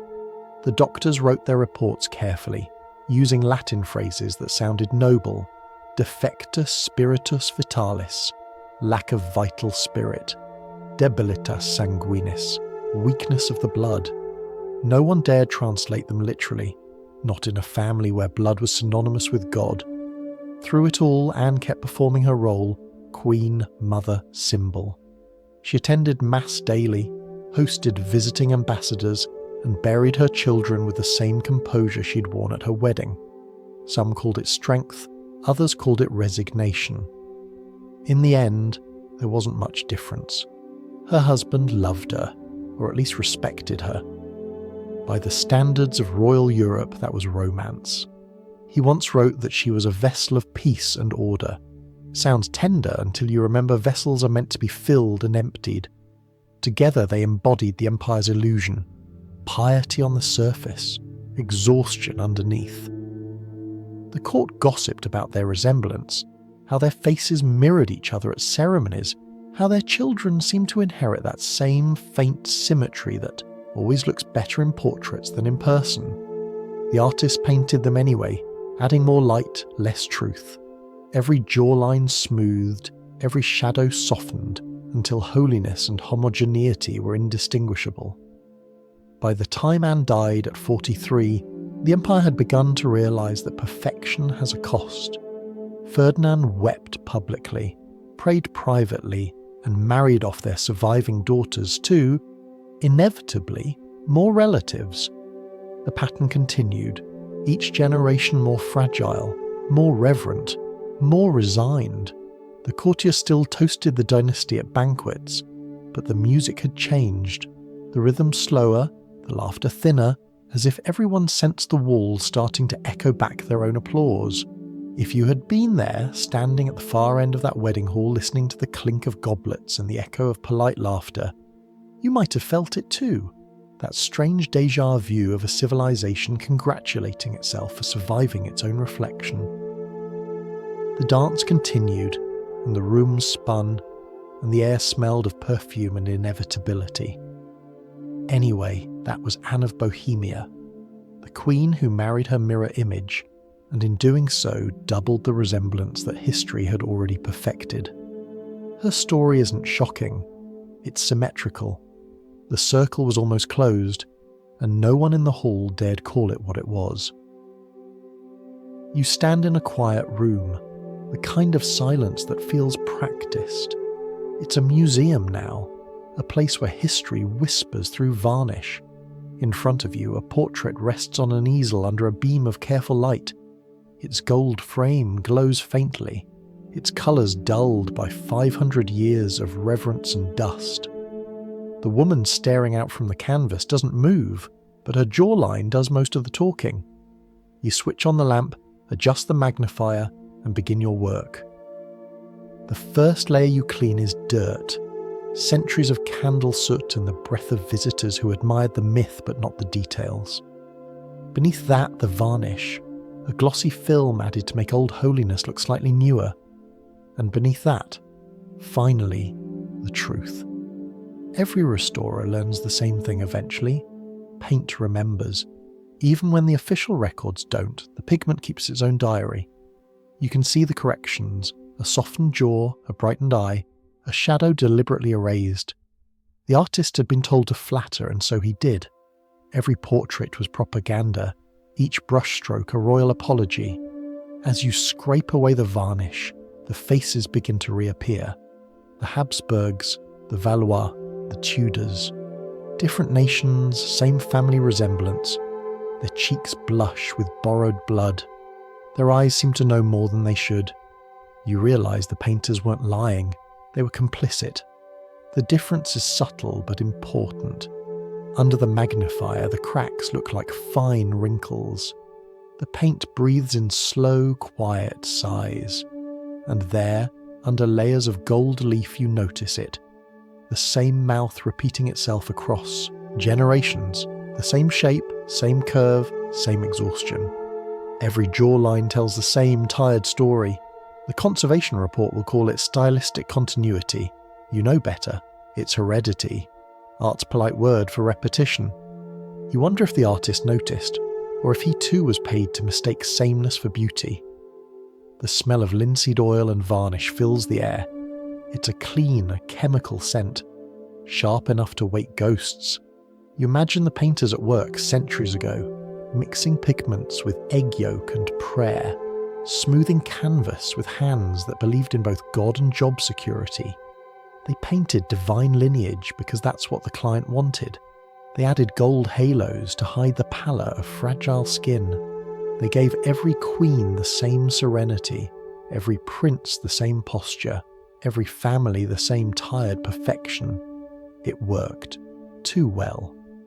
Visitors who walk these halls today see only beauty.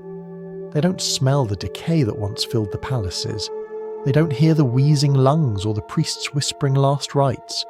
They just see symmetry, a concept that once killed empires.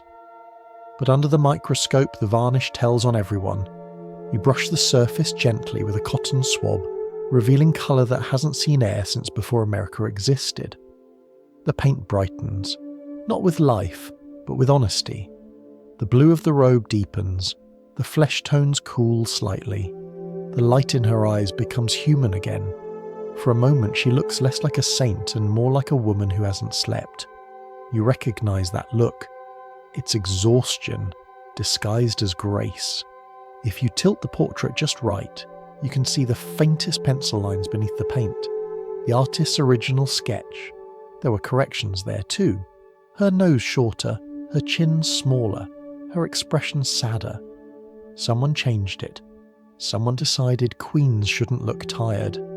Someone decided history preferred perfection.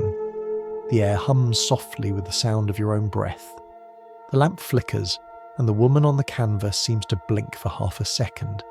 Not literally, but enough to make you look away. For the briefest moment, she looks alive again, like she's about to say something. Maybe she's been waiting 5 centuries for someone to notice that the gold frame is really a cage. You record your notes in the log. Minor craquelure, moderate discoloration, underlying image stable. You don't write what you're thinking. That stability is a strange word for something built on decay. That beauty and ruin can share the same brush. When you finish, you step back. The portrait glows softly, clean but unchanged. She's beautiful again, the kind of beauty that has survived too many explanations. Outside, footsteps echo on marble floors. A school group passes, whispering about how regal she looks. You let them. They're right, in a way. She was regal. She was also the daughter, wife, and mother of her own reflection. Anyway, that's the secret every restorer learns eventually. History isn't preserved. It's repainted. And under every layer of gold, the resemblance is still wet. By the time the candles burned low in the 17th century, the echoes of royal weddings had finally gone quiet. Europe's grandest families had outmarried, outprayed, and outlasted themselves. Their portraits still smiled from palace walls, but the nurseries behind them were silent. The price of purity had come due. It began slowly, the way decline always does, not with collapse, but with exhaustion. Spain's once golden empire was drowning in debts, its king too frail to lift a sword or a sentence. Portugal's royal cradle rocked itself into emptiness. Burgundy, once the jewel of the continent, simply vanished into neighbouring crowns, its heirs too weak to argue their inheritance. At first, chroniclers blamed politics, then they blamed fate. No one blamed the family tree. You can't accuse a religion of symmetry. The signs were everywhere. Marriages producing nothing, heirs dying in infancy, thrones passing to distant cousins because no one closer was still alive. Whole generations existed only as baptism records. Each palace built another chapel to pray for fertility, and another crypt to store the results. The air of empire smelled faintly of candle wax, perfume, and resignation. In Madrid, the Escorial stood as a monument to both faith and futility, a palace that was also a tomb, built by kings who thought holiness and stone could outlast biology. Inside, corridors stretched endlessly, lined with portraits of relatives who looked increasingly interchangeable. The same eyes, the same chins, the same quiet weariness. You could walk from century to century without noticing you'd changed families. The courtiers still spoke of divine favour, but their prayers began to sound like excuses. The Lord tests his chosen line, they said, as if the Lord had personally drawn up the genealogies. When another infant was born sickly, they celebrated the baptism before the funeral arrangements were finished. Faith became an elegant way of ignoring arithmetic. In Portugal, the Braganzas tried to rebuild their dynasty, but their bloodline had already merged too often with Spain's. Their children were delicate, their alliances desperate. The court doctors whispered diagnoses they couldn't publish. Debilitas sanguinis, inherited frailty, and the phrase that haunts every royal archive, heir presumed, not expected. Even France, so proud of its vitality, wasn't immune. The Valois line flickered out like a candle burning too hot at the centre. The Bourbons took over, and for a brief time the illusion returned. New faces, same script. Every kingdom was now a sequel of someone else's mistakes. You can almost imagine the silence in those nurseries, rooms designed for heirs who never arrived. The toys untouched, the cradles carved from cedar and superstition, servants whispering through the corridors, nurses lighting candles in advance of tragedies that felt rehearsed. Every generation born weaker, quieter, closer to extinction. If empires could sigh, this is the century they started. The irony, of course, is that all of this was called progress. The Habsburgs had unified Europe. technically. Through marriage, treaties, and mutual DNA, the continent had become one extended family. Peace was finally achieved because there was no one left to fight without killing a cousin. It was the most fragile peace imaginable, maintained not by diplomacy, but by anemia. Still, the official histories celebrated it as divine order. Artists painted cherubic heirs that never lived to see their own portraits. Chroniclers wrote about faith, not fertility. When Spain's last Habsburg king died childless, they declared him a saint in all but name. He had been too holy, they said, for earthly continuation. It's a poetic way of saying the bloodline had finally run out of synonyms for failure. In Vienna, the archives list it more plainly. After centuries of looping ancestry, the Habsburg family's inbreeding coefficient reached 0.25, the same as the child of siblings. The mathematicians called it collapse. The priests called it mystery. Both were right, in their own languages. Across Europe, kingdoms passed to cousins, nephews, strangers with familiar faces. The divine right of kings had been replaced by the divine coincidence of genealogy. Wars broke out again, this time not for territory, but for who technically counted as the least inbred claimant. The irony was exquisite. Europe's obsession with purity had finally made it indivisible. You can walk through their palaces now, echoing marble, cold galleries, portraits smiling from walls that smell faintly of polish and absence. There's beauty still, but it's the beauty of a well-dressed ghost. The music is gone, but the acoustics are perfect. Anyway, that's how it ended for the bloodlines that thought they could outbreed chaos. They purified themselves into extinction. Europe's greatest empires undone by too much family time, and the halls where kings once prayed for heirs now hold tourists with audio guides, listening to the same story, how perfection, once achieved, found nothing left to become. History, like the church before it, is an excellent housekeeper. When something becomes inconvenient, it dusts, rearranges, and quietly deletes. After the dynasties collapsed, Europe didn't confess, it redecorated. Painters were the first to help. They returned to the palaces to restore old portraits, which meant repainting the same faces, only healthier this time. Chin shortened, eyes brightened, and inbreeding's unmistakable geometry softened into something more palatable. Canvas by canvas, the Habsburg jaw receded from collective memory. No one wanted to hang deformity in a gallery, meant for reverence. Beauty, like politics, could be retouched. Archivists followed. Genealogies were rewritten in elegant Latin, names omitted, dates rearranged, a few cousins demoted to distant relations. Whole marriages were quietly unrecorded, their documents left to accidental decay in damp basements. The truth doesn't have to be burned, it just needs to be filed where no one looks. You can almost imagine the scene. A royal historian at his desk, quill in hand, pausing before writing the word cousin. He sighs, crosses it out, and writes ally. The line looks cleaner that way. History prefers the aesthetic of virtue. Meanwhile, chroniclers composed new narratives, epics of divine destiny, tales of kings who chose humility by dying young. Tragedy became sanctity, deformity became metaphor. The more the dynasty collapsed, the more poetic its eulogies grew. Even decline was rewritten as divine plan. Faith had simply evolved into public relations. By the 18th century, the truth had almost vanished.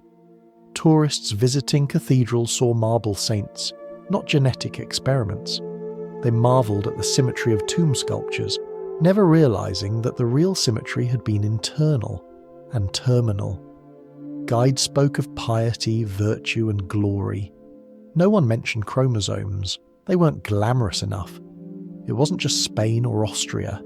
Every nation that had worshipped blood purity joined the cover-up. France called it grace, England called it heritage, Portugal called it nostalgia. Each found a polite word for denial.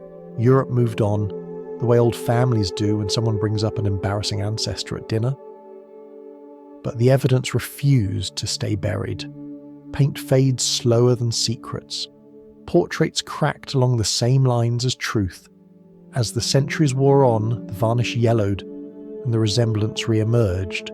The long faces, the tired symmetry, the repetition that time couldn't repaint. The art began telling on its owners. Then came the historians, the archivists' accidental heirs. In dusty libraries they found ledgers that shouldn't have survived, medical reports in fading Latin, and letters written by physicians who dared describe what faith wouldn't. They pieced it all together, the marriages, the miscarriages, the quiet decline. And suddenly, what had once been divine mystery looked a lot like arithmetic with poor supervision. Still, even modern history handled it gently. Textbooks called it dynastic consolidation. Genealogists called it close kinship. Academia always prefers understatement. To say inbreeding aloud feels impolite in cathedrals. And yet, the irony remains. Europe's most powerful families, those who ruled oceans, empires, and faith itself, spent centuries editing their own obituary into a love story. The archivists did their work well. What survives is not deception, but embarrassment, beautifully bound in calfskin and labelled glory. You can picture that archivist late at night copying one more page of an official family tree. He reaches a branch that loops back into itself, pauses, and instead of drawing the line, writes in the margin, "No issue recorded." The ink dries. The truth, once again, becomes optional. It's strange how good humanity is at forgetting what it can't forgive. We don't erase, we curate. We sand the edges until history feels smooth enough to touch. Even the museums do it, lighting the portraits just right so the cracks look like texture instead of warning. Visitors lean close and whisper about the beauty of it all. They're not wrong. It is beautiful, just not for the reasons they think. Anyway, that's how Europe made peace with its reflection. Not by accepting it, but by gilding the frame. They wanted divine perfection, so history gave them retouched faces, and the archivist, somewhere behind the curtain, kept erasing names until the family tree finally looked like grace. The portraits have all been cleaned. The ledgers are closed. The dust has settled on marble that no longer remembers names. What remains is silence, the kind that doesn't mourn or accuse, only lingers. You walk again through the halls where it all happened. The air smells faintly of wax and echo. The light is soft, the way it is near sunset, when everything looks briefly forgiven. No music, no court laughter, just the rhythm of your own footsteps and the quiet confidence of ghosts who no longer need to explain themselves. You pass the portraits. They're radiant still. The queens look serene, the kings eternal, and between them, the long pause of a bloodline that mistook repetition for immortality. Their faces watch you with that same calm arrogance that once convinced entire empires that perfection could be inherited. It couldn't, but belief is a powerful cosmetic. Somewhere you can still hear the echo of wedding bells, the applause, the sermons, the toasts. If you listen long enough, you can almost make out the pattern. The same vows, the same blessings, spoken in different languages but identical tones. Every union a mirror, every mirror a prayer, every prayer another turn of the same golden circle. They wanted eternity, and they got it, just not the way they imagined. Their genes stopped, but their myths survived. We remember their names, their faces, their palaces, and forget the quiet biological truth that undid them. It's the kind of irony history excels at, making tragedy look like architecture. You stand before one final portrait. The varnish gleams, the light trembles slightly, and the gold leaf around the frame glows like a halo. The painter didn't mean it as a joke. He just didn't know what he was finishing. A story that began as divine lineage and ended as recursion. A family so dedicated to preserving itself that it accidentally defined the limits of its own design. If you tilt your head, you can see the faint outline of repair, places where cracks were filled, where paint was layered over again, like a secret that's been politely rephrased. Every generation tried to fix what the last refused to name. Every fix made the circle tighter, and so the dynasty drew itself inward until there was nowhere left to go but down. The archivist's ink has long faded. The physician's ledgers crumble in quiet archives. The cathedrals still stand, their ceilings high enough to forgive anything. The family trees carved in stone still spiral upward, beautiful, unreadable, a diagram of hope mistaken for hierarchy. You can almost see it from above, 1,000 years of ceremony condensed into one looping thread, gold leaf on parchment, ornament on emptiness. A pattern so intricate it stops looking like design and starts looking like gravity. And maybe that's the lesson, that history doesn't repeat itself because we forget. It repeats itself because repetition looks beautiful in candlelight. It feels orderly, comforting, holy even. Until you realise the circle was never meant to be perfect. It was meant to open. The great experiment of pure blood ended, but not the instinct behind it. You still see it, in borders, in pride, in the idea that belonging must be protected by sameness. The names have changed, the excuses modernised, but the logic hums on, soft as a hymn, quiet as denial, as persistent as inheritance. Still, standing there in the gallery's dimness, you can forgive them. They didn't know what they were building, only that it felt holy. They mistook the echo of their own blood for the voice of God, and when that echo finally faded, they called it peace. Anyway, that's how it ends. Not with rebellion or revelation, but with acceptance. A long, slow exhale. A golden frame around an empty story. A circle drawn so precisely that even time paused to admire it. Purity was never holy, it was just hereditary.